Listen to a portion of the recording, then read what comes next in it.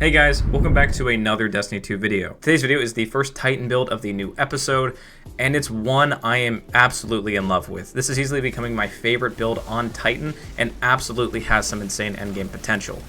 Briefly summarizing what it does, we have massive ability regen boosts for our class ability, grenade, and melee, even upwards of 1,500% regen rate increases. This is alongside some massive bolt charge stacking potential, enabling us to even have lightning strikes every single second, and these lightning strikes can heal us, deal more damage, and overall just clear tons of content. On top of all these great effects, the build is extremely customizable, meaning you can make it fit for your playstyle in a number of different ways. There's a lot to go over with this build, so let's jump right into the subclass. Starting off on Striker Titan. For your super, there's really nothing stopping you from using either option. Personal preference for Thundercrash just because it's a great burst DPS option. There is some blinding utility possible with Fist of Havoc, and with the super regen changes, you are going to be getting this back a lot faster than normal. However, I personally just like Thundercrash over Fist of Havoc, but you can use either. Onto the abilities. Starting off, go with Rally Barricade. There's a very specific reason we're going with Rally instead of Towering Barricade, and we're not using Thruster. The main reason behind that is Storm's Keep. Summed up quickly, Storm's Keep will grant you stacks of Bolt Charge when you cast your class ability, and standing behind your barricade slowly allows you and allies to receive stacks of Bolt Charge over time.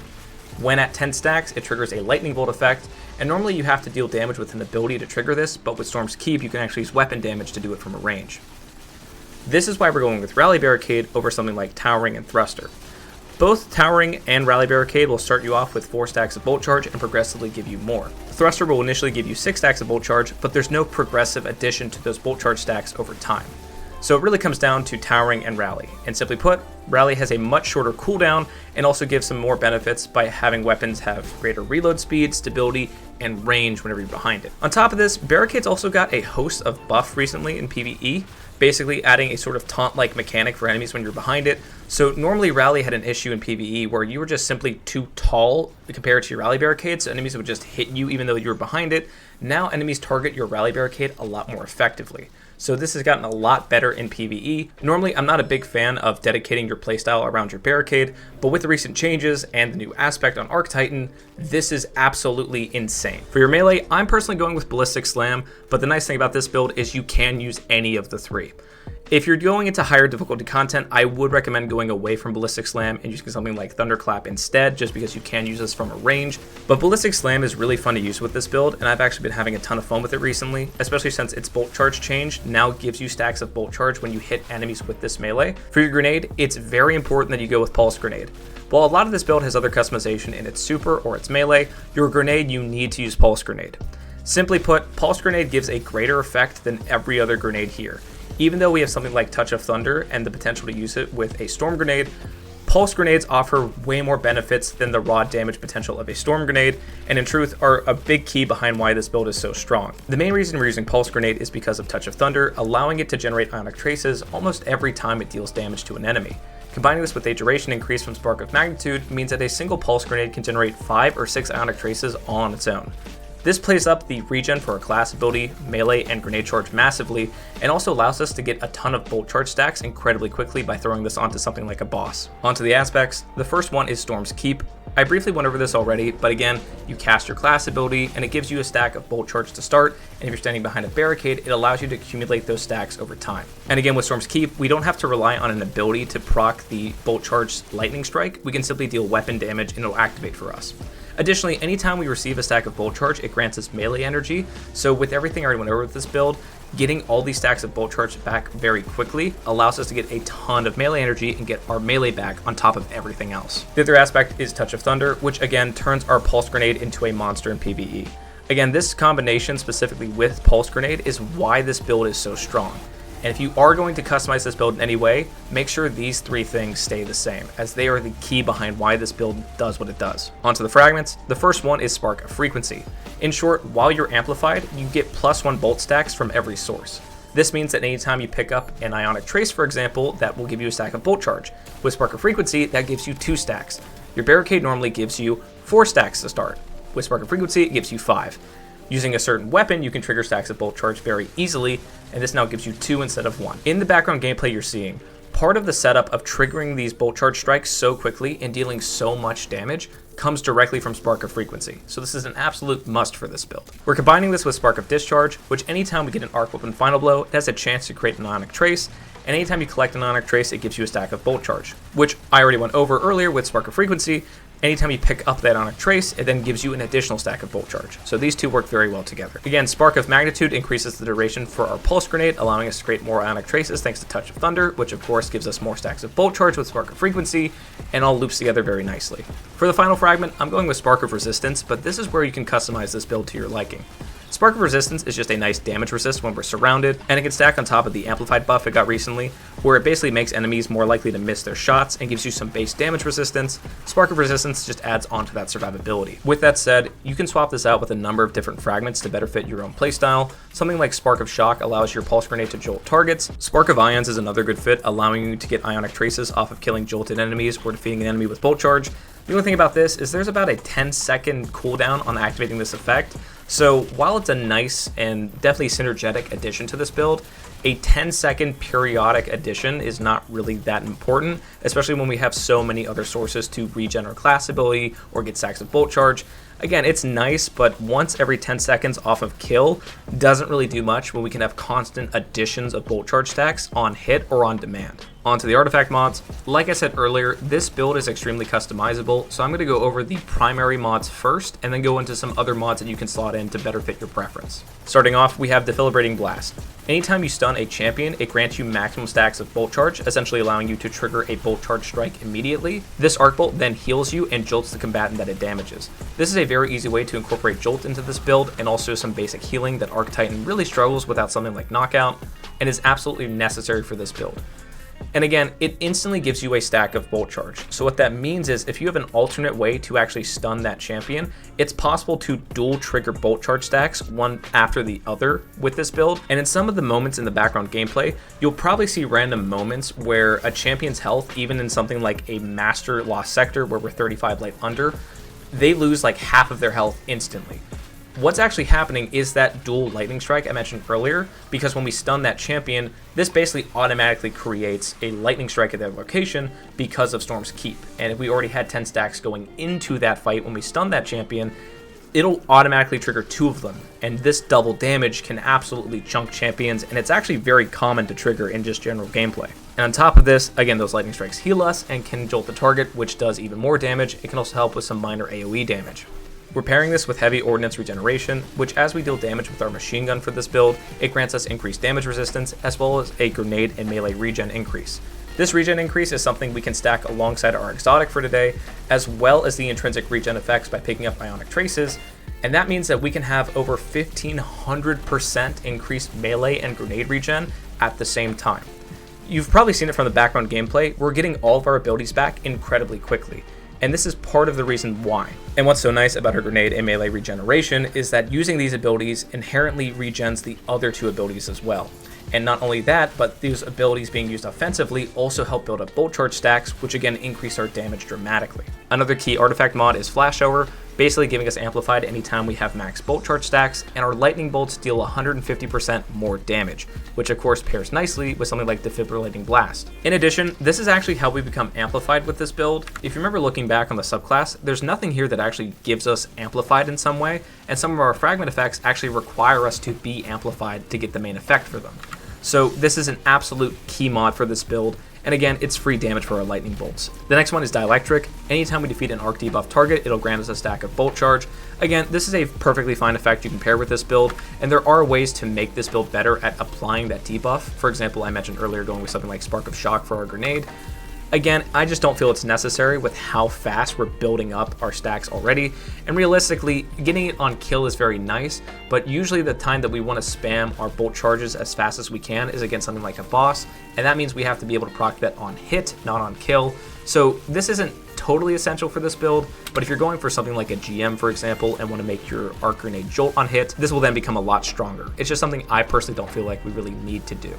And the final main mod I want to go over for today is Hold the Line, which basically lets your machine gun heal you on kill when you're surrounded. Again, the reload speed and stability increase is nice, but the final blow healing us is big, because without knockout, we really don't have a lot of intrinsic healing on Arc Titan, so stacking this with something like Defibrillating Blast is very important for healing effects. Next up, onto the armor mods. Starting off on our helmet, I'm using 2 stacks of Heavy Ammo Finder to support our exotic, which is Thunderlord for this build, as well as a stack of Harmonic Siphon, just allowing any arc weapon kills that we get to occasionally drop an Orb of Power. For the gauntlets, I'm going with Arc Loader just to support Thunderlord with this build. For the other 2 mods, I'm going with Bolstering Detonation and Focusing Strike. These 2 basically give us a little bit of class energy back anytime we use our melee charge or our grenade charge, which is really nice for this build because the massive ability regen increase is mainly for our grenade and our melee. Our class ability does get a massive regen boost with this setup, but it's not as strong as our grenade and melee regen. So this just helps us out by doing damage with our melee or doing damage with our grenade. It then regens our class ability back and helps make up for that smaller regen. Onto our exotic for today and our chest piece, it's Heart of Inmost Light, which I'm sure all of you know how good this exotic is. To summarize what it does, using one ability empowers the other 2. For example, if I use my class ability or my barricade, it gives my grenade and melee a regen boost on top of a damage boost. And if I use something like my grenade or my melee, for my class ability, it gets a regen boost and my barricade becomes stronger, allowing it to take more hits. Again, Heart of Inmost Light is so good with this build because our abilities directly enhance our weapons, and by getting kills with our weapons and proccing all those bolt strikes, it directly in turn enhances our abilities because we're generating all those ionic traces. So it's a very nice exotic for this build because it kind of bridges the gap of ability spam and a weapon focused build and combines them into one. For the mods on the chest piece though, it's really up to you. Normally for chest pieces, I recommend some kind of reserve or and resist combination, and that's still kind of the same for this build. I personally like going with 2 harmonic reserves just to benefit Thunderlord as it's the main weapon with this build, and then a 3rd mod as a resist for whatever activity I'm in based on the specific threat or enemy type that's there. But again, if you want to go with like 3 resist, for example, you absolutely can. If you're in lower difficulty content and it's a lot easier to survive there, go ahead and throw on 3 reserves. It's entirely up to you. Onto our legs, I'm personally going with a stack of Elemental Charge. This is a very easy way for us to get armor charge stacks with this build, and I know we haven't talked about armor charge too much, and that's mainly because the main effects that are going on exist outside of it, and armor charge is really just there to enhance our other effects. And what this does is anytime we pick up an ionic trace, we occasionally will get a stack of armor charge for it. What this means is that we don't have to go out and pick up orbs of power to get any kind of effects going. We can simply play from a range, especially in higher difficulty content, and occasionally get those stacks of armor charge more or less for free. For the armor charge itself, I'm going with a stack of arc weapon surge, and again, you can actually double this to 2 stacks if you want. 1 stack will give you a 10% damage bonus to arc weapons for 10 seconds, and 2 will give you a 16% damage bonus. I'm only using 1 stack though because I want to take advantage of Harmonic Scavenger, specifically giving us more heavy ammo for Thunderlord when we pick up heavy bricks. Finally, for our mark, we're using Distribution and Bomber, which give us a little bit of ability energy back for our grenade, melee, and class ability anytime we cast our barricade. Again, we're going to be doing that a lot with this build, so it's basically just another way to regen our abilities even faster. I'm personally combining this with a stack of Powerful Attraction, which you can actually double down into if you wanted to have even greater range on it, but anytime you put down your barricade, it'll pick up any nearby orbs of power. If you want to change the mods up here a little bit though, I would recommend something like Reaper or Time Dilation. Time Dilation will increase the duration of each surge stack, allowing us to have that weapon damage boost for longer, and Reaper guarantees an orb of power on your next weapon blow after using your class ability. Again, I'm personally just not big on getting a lot of orbs with this build because there's no major reason to do so. The main reason I'm using Powerful Attraction is for stuff like DPS setups, where if I have a teammate who's putting down a well, for example, I can just simply pick up those orbs just by putting down my barricade. I don't have to worry about being right next to them to pick them up, for example. Before we get into the weapons, I briefly want to break down the actual stat distributions I would recommend for the build like this, because I get a lot of comments on each build guide asking for stat distributions, and I figure I should just kind of work it into the video. So starting off, regardless of which class you play, you should always have tier 10 resilience in PvE. It's a 30% damage resist, which means that you're just taking 30% less damage from everything in the game. This is great for survivability, and it's just something you should always have regardless of which class and setup you're playing. As far as the other ones, I mainly recommend investing in your grenade and your melee. Although we're getting a ton of regen with this build, these will dramatically reduce the base cooldown of our grenades, which means that we can get them back just faster anyway. The other reason is Intellect isn't really worth investing in PvE. You can get it back so fast with how easy it is to gen orbs even on a non-orb focused build like this, or from using something like a roaming super with the increased super regen changes. Intellect just isn't a very worthwhile stat in my opinion. Beyond that, mobility kind of useless in PvE in my opinion. And recovery is nice, but again, we have tons of ways to heal ourselves off of just being insanely offensive with this build, so there's really no point to it. If you don't have the stat totals to invest in strength and discipline, I would recommend investing in discipline over strength, just because your pulse grenade is so important for this build and is a key component behind rapidly stacking bolt charge to trigger those lightning strikes, which again deal a ton of damage, have a ton of utility in jolting targets, and also heal you. Your pulse grenade is just way more important than whichever melee you go with, so if you are strapped for a stat total, invest in discipline before strength, but both are good investment points. Finally, onto the weapon for today. Starting off on our exotic, and the main focus of this build is Thunderlord. Now, let me be clear. I have hated Thunderlord for a very long time. If any of you guys have ever done LFG of any kind, you know this thing is the infamous nightmare of every PvE player. It's okay. The Thunderlord has always been somewhat decent, but the thing with Thunderlord is that there was always something better to use than it. For example, whenever Pantheon was really popular and people were saying how good this was for Rulk and it was an easy two-phase, well, something like Legend of Acreus was way better than it, and even today still is just really, really strong in terms of damage, and could one-phase Rulk instead of the two-phase with Thunderlord.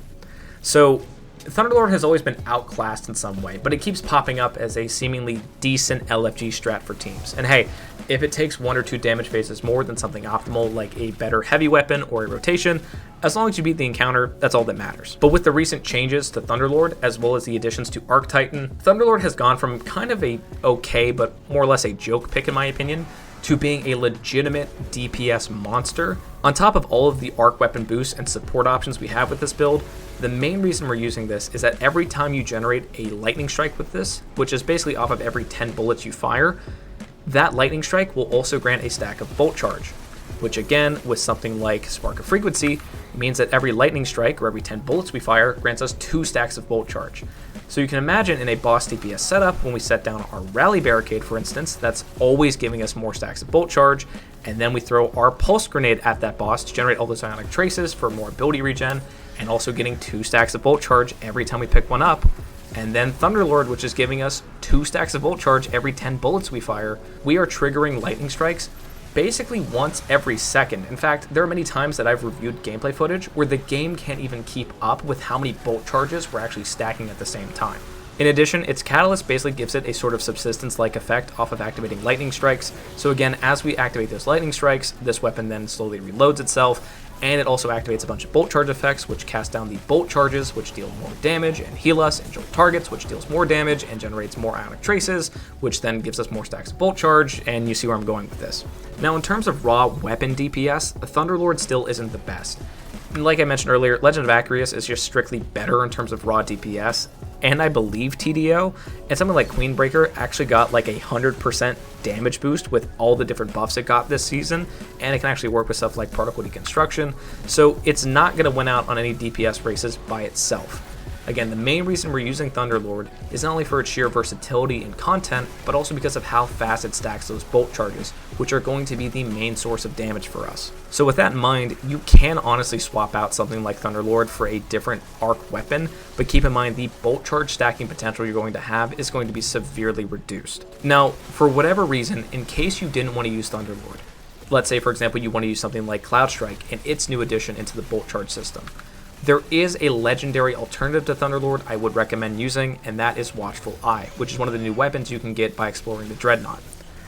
The exact role you would want on this weapon kind of varies based on your preference, but the perk I would absolutely recommend getting then is Rolling Storm. Basically, Final Blows grant you bolt charge, and while you're amplified, they give you an additional stack of bolt charge. And if you remember from what I've been saying a lot, Spark of Frequency gives you another one. What Watchful Eye actually does for us is basically proc the same artifact perks, including Heavy Ordnance Regeneration and Hold the Line, that Thunderlord would proc without taking our exotic slot. And again, with something like Rolling Storm, it's sort of the same effect that Thunderlord grants. So again, if you're going for general content and you're not really focused on using Thunderlord as your exotic, then yes, something like Watchful Eye with Rolling Storm will work pretty much the same. It just works on kill rather than on hit. But if you're using this build in something like a boss encounter and you need a DPS phase with this build, then Thunderlord kind of beats that out automatically, because again, these bolt strikes are coming off of hit, not just off of kill.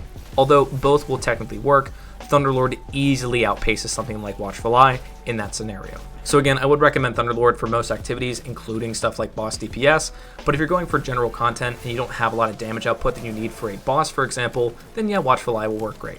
As far as other weapons go, anything that can jolt, especially on hit, work fine with this build. This is the auto rifle from Vesper's Host and the pulse rifle from last season. These are both the rolls I would recommend getting on these weapons, and they're absolutely fantastic with this build.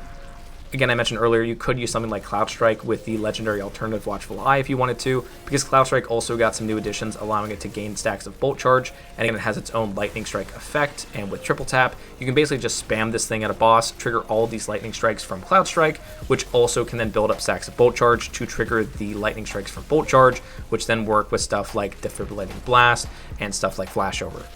As far as a kinetic weapon goes, there really isn't anything we need in particular for this build or for any of the setups I mentioned, so this is where customization is the most lenient. Again, we don't need any kind of strand or stasis debuffs realistically to make the build work. We don't really need a kinetic weapon for anything in particular with this build, so it's entirely up to you. However, if you have it, my main weapon recommendation for the kinetic slot is Tanisha's Mastery, mainly for champion staggering capabilities. In this season in particular, we have piercing sidearms, which means rocket sidearms and regular sidearms can stun barrier champions, and with Chill Clip on this weapon, it allows it to stun barrier champions through the artifact mod and overload and unstoppable champions intrinsically, which means that this one weapon handles all 3 champion types on its own. Arctitan doesn't have access to Radiant, and realistically only has access to stuff like Jolt and Blinding, and since we don't have easy access to either automatically with this build, this kind of takes care of any champion issues we might have. Again, you can customize this build specifically with stuff like Spark of Shock to better jolt targets, and there are ways or other weapons you can use to blind targets on hit. Stuff like Queensbreaker again has that potential. But just keeping the core function of this build and the focus that I particularly find the most effective with it, this kind of handles any champions that might give us trouble initially. All in all, guys, that's the build for today. Sorry that this video was a bit delayed in coming out and it's a lot longer than usual. I really wanted to wait to get all catalysts or all these different effects and to test this build in the contest dungeon to really see how effective it actually was.